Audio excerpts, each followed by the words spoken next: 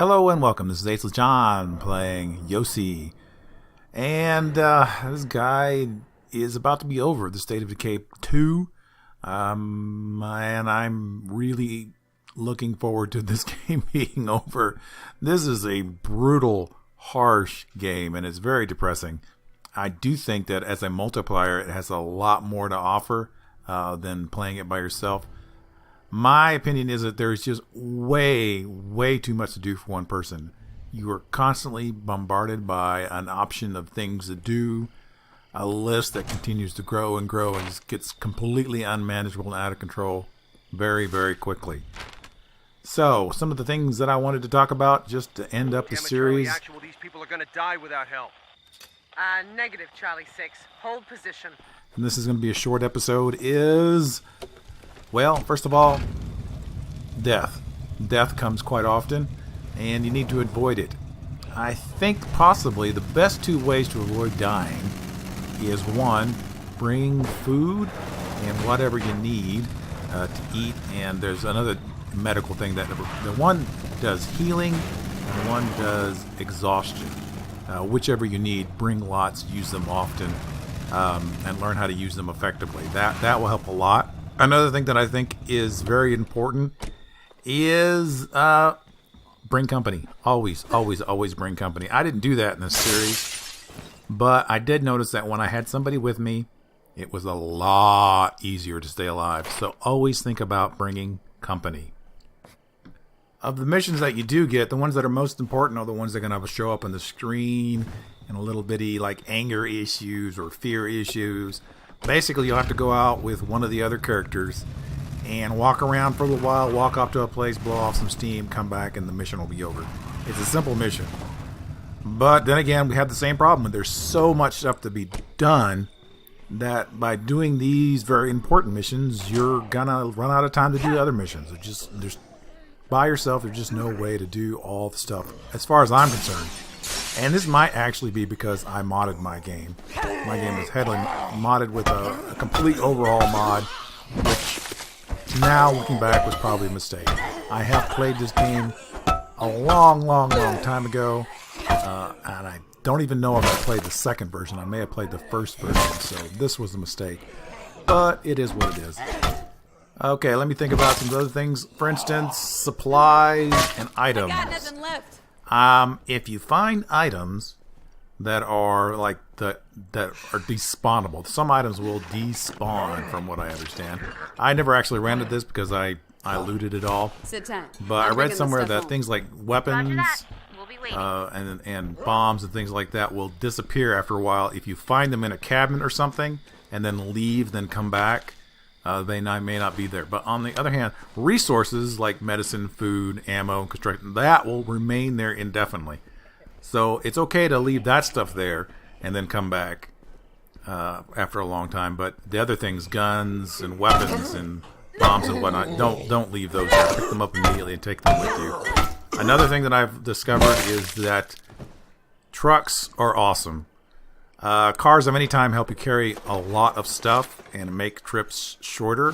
And using that trick that I did in the last couple of episodes, if you have one of the official trucks that is part of the actual settlement, all you have to do is put stuff in the trunk, and all those major supplies items will automatically be sent to the settlement. So that is really handy, especially if you have a pickup, because the pickup has a lot of slots. Even with a sports car, even if you don't bring it with you, you can bring up something with, like, say, 6 or 8 things in the trunk. And then, like I did in the last episode, you just take things out of the trunk, move it over to the trunk. And it's a lot faster doing that than taking it into the house. So that's something to consider. The most important things that I found that were made at the base for me were, like, the landmine explosives. Those were awesome. You put them on the ground. A zombie that leading a pack of zombies walks on it, and it explodes a big ball of fire. It stays there for a couple of seconds. Anything that walks into it basically dies. Very, very handy. You need fuel to make those, so it's important to be able to find fuel. Just got word on the radio. Sounds like Doc's in some kind of trouble. Where's he at?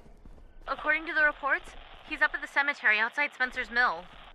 Hope he's not expecting to find new patients up there. But those were awesome. I think those were probably the best things that I was able to make at my base. So definitely suggest that you use those. Molotovs, I think, are terrible.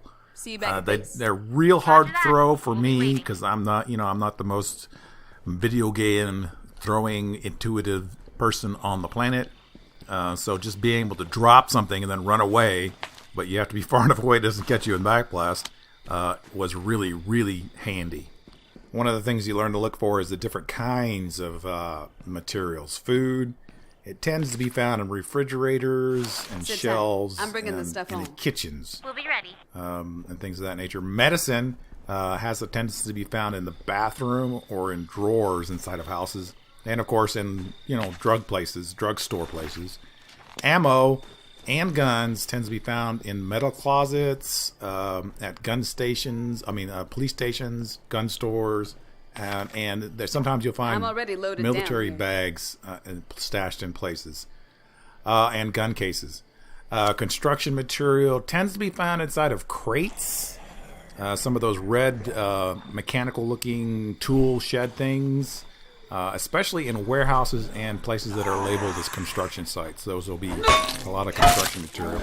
And fuel, you're only going to find that in like petrol cans, gasoline cans, barrels, and at gas stations and warehouses are where you're going to find most of those. But I did find it in several other locations as well.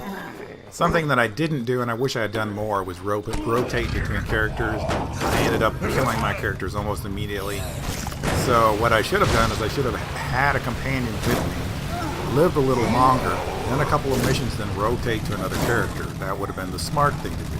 But of course, not famous for doing the smart thing. Another thing is that I did is I left my guns at home, told people at home to defend because I'm a terrible shot. It seemed to work really well. You just go out with a melee weapon, and forget about the guns because I'm a terrible shot. And I went out a couple of times with it, and it just didn't work out very well. Especially the crossbow. I have a mod that adds crossbows, and those were a nightmare for me to shoot. Another thing that I did that I think worked really well was using vehicles to kill large numbers of zombies. The vehicles tend to get broken pretty easy, and I wasn't really awesome at it, but somebody who actually knows how to drive these vehicles should be able to kill a lot of zombies a lot faster and more efficiently with me. Supposedly, pickups backing up is the best way to kill zombies in the entire game. I found it to be really hard to drive backwards just because I'm so clumsy and uncoordinated. Don't say I never gave you anything. Another thing that you're supposed to do is you're supposed to play nice with the artificial intelligence neighbors. Has anybody seen Jack? He's still missing. I did manage to find a couple, and they joined me. I thought that was cool, but then I immediately ended up killing most of them. So yeah, not the best thing. Again, with the cars, the trunks are very, very easy to carry a lot of stuff. The only bad thing about them is they're loud and they attract zombies. And I think that's pretty much all I've got to say about the game. It's very punishing. It's very hard. It would be nicer if I had more manual dexterity when it comes to riding vehicles around, and or a better shot with the weapons. But yeah, it's a lot of fun if you don't mind the punishing rate of death and the extreme fast pace. Like I said, I really think this would be a lot of fun if you were playing multiplayer with a couple of people. It's pretty fun by itself. It just honestly gets a little depressing because you're playing video games. You get kind of invested in your players, and you get a little bold, a little out front and awesome. How look at me, and then you die suddenly. So that can be a little embarrassing. So thank you for joining me in this series. This one's a little shorter than the rest, but I got nothing better to do, nothing better to say. So I will see you around.